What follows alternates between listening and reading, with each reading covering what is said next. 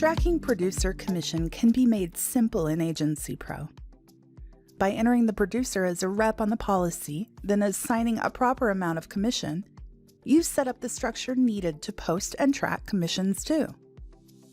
Keep in mind that this is another area where accounting basis has a large effect, as an accrual-based agency will show the amount of payment due in the rep payables as of the effective or first payment date of the policy, and cash-basis agencies only show the portion due as they receive their commission. Displayed here is the difference in postings between a cash and accrual-based agency. Either way, the program tracks the commissions due in the payables ledger. If you have not listed the name data on the employee's setup, you may want to do so now so that the payee name will be entered as you go into the payables window. You will find this process identical to the company payables process.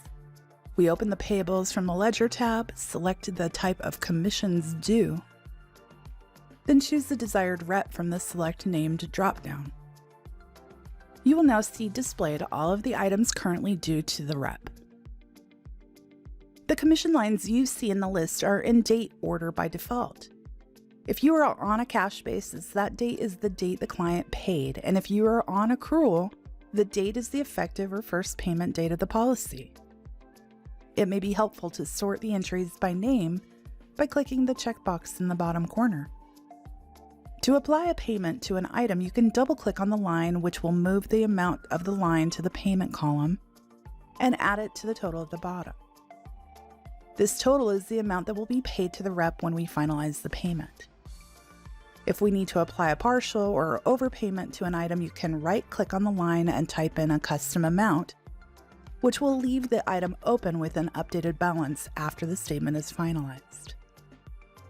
We can make adjustments on the fly if our policy is not matching up. We click the magnifying glass to open our policy and we make any changes necessary, being sure to regenerate accounting as we save our changes.